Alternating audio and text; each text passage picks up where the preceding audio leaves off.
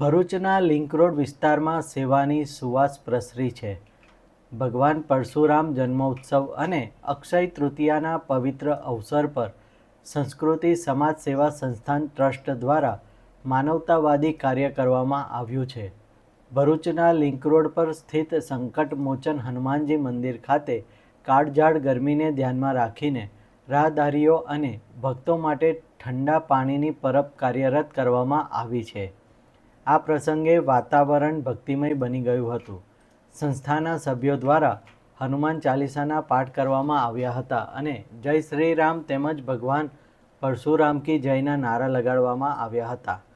આ ઉમદા કાર્યમાં સંસ્કૃતિ ટ્રસ્ટના સ્થાપક પ્રકાશચંદ્ર પટેલ, હેમાબેન પટેલ, ઉપપ્રમુખ શીલાબેન પટેલ, સેક્રેટરી સીમાબેન ચુડાસમા અને પ્રોજેક્ટ ચેરમેન જ્યોતિબેન ભાવસાર સહિત અગ્રણીઓ ઉપસ્થિત રહ્યા હતા. સાથે જ મંદિરના ટ્રસ્ટી ઇન્દ્રવદન રાણા અને અન્ય ભક્તોએ પણ આ જનહિતના કાર્યમાં સહયોગ આપ્યો હતો.